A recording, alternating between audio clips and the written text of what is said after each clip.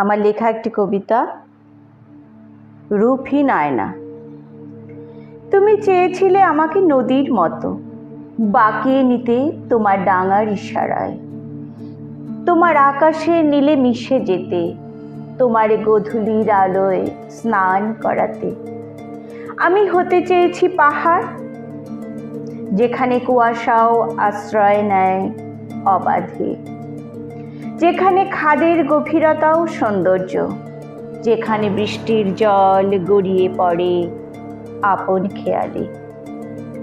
তুমি চেয়েছিলে আমার ত্বক মসৃণ হোক, চোখে থাকুক এক বিস্মিত সন্ধ্যার ছায়া, কথাগুলো ছাঁচবদ্ধ হোক নির্ধারিত তাল লয়ে।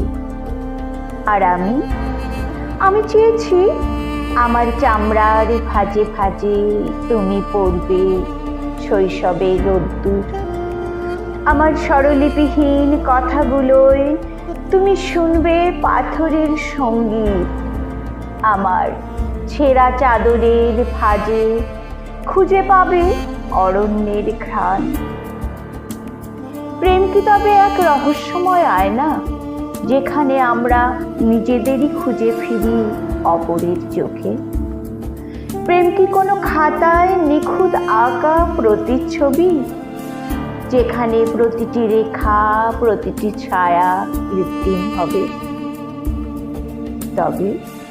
তবে প্রেম কি? প্রেম আসলে সমস্ত আড়াল খুলে ফেলা এক রূপহীন নগ্নতা, যেখানে আলো হারিয়ে ফেলে তার চেনা ভাষা, তার চেনা রূপ।